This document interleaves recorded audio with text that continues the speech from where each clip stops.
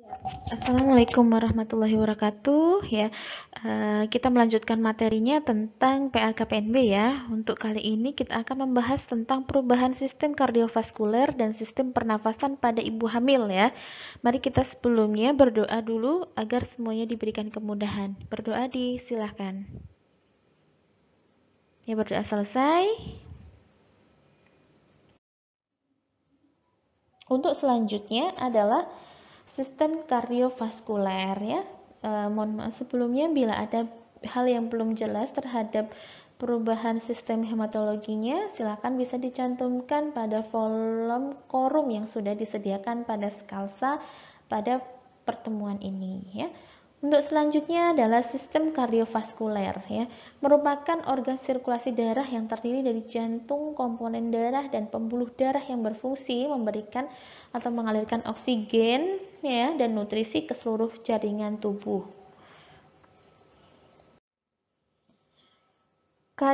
Perkembangan sistem kardiovaskuler ya ini mulai pada minggu ketiga usia 3 minggu kehamilan. Terdapat pembuluh darah terbesar yang disebut angioblast. Minggu ketiga tabung jantung mulai berkembang nih. Ya. Perkembangan kardiovaskuler pada masa kehamilan itu ya, minggu kelima cardiac output meningkat kurang lebih 40% dari wanita yang tidak hamil. Kemudian antara minggu ke-10 dan 20 terjadi peningkatan volume plasma ya, sehingga ditandai dengan adanya peningkatan volume darah dan curah jantung.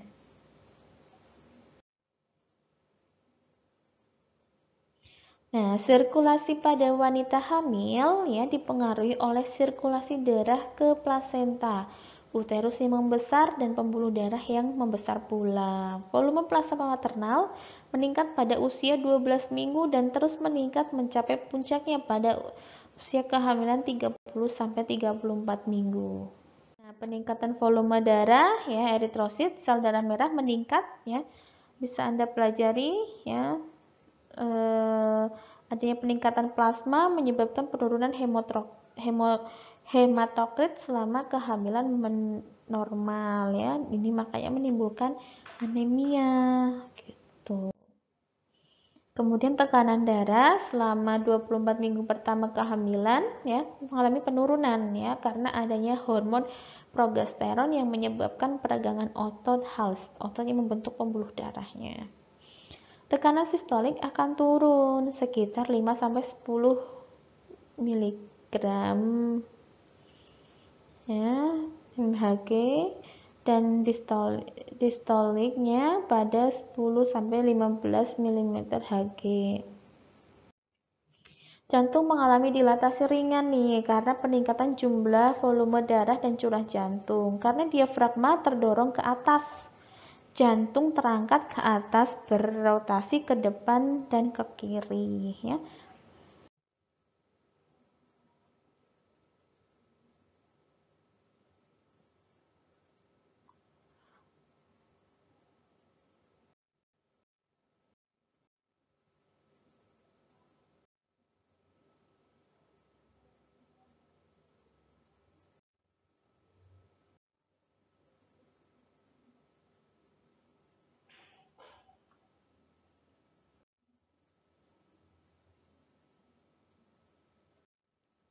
Nah, ini perubahan-perubahan kardiovaskuler pada trimesternya ya, silahkan Anda pelajari.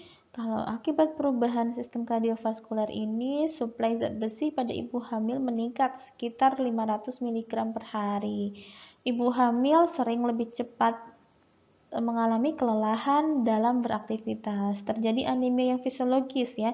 Keadaan normal HB adalah 12 gram persen ya dan hematokrit sebesar 35%. 10% wanita hamil mengalami hipotensi dan diaporetik bila berada dalam posisi terlentang ya.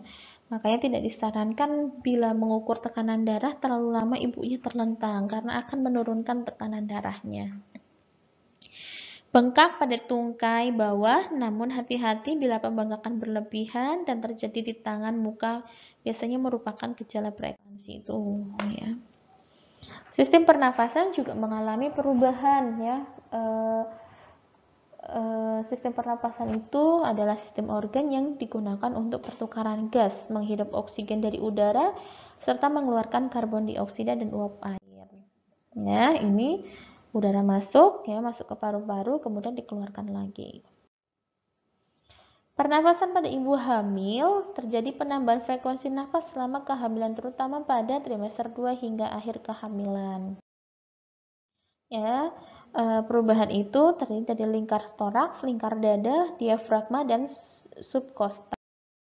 Saat bernafas, ya, lingkar toraksnya membesar, meningkat 6 cm sampai dengan akhir kehamilan. Rongga dadanya volume juga meningkat 5-7 cm selama kehamilan. Ya, kemudian diafragmanya juga naik sekitar 4 cm ya. Sudut subkostal juga berubah sekitar 68 derajat sampai 103 derajat.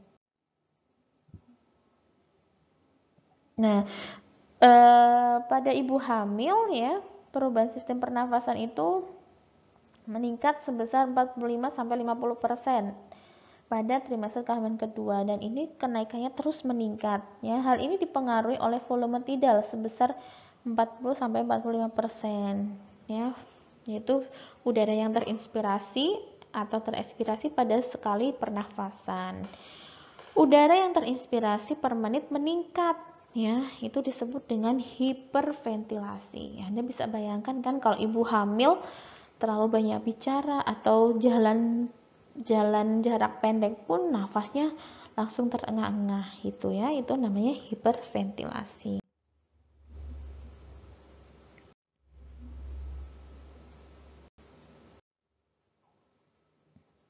Ya, perubahan sistem pernafasan ini bertujuan untuk memenuhi kebutuhan janin, uterus, dan plasma, dan juga karena peningkatan kerja jantung dan pernafasan, sistem pernafasan ya. Namun perlu diwaspadai bila penambahan frekuensi nafas disertai dengan gejala sesak napas dan memengaruhi kondisi ibu ya, seperti asma dan gangguan jantung ya.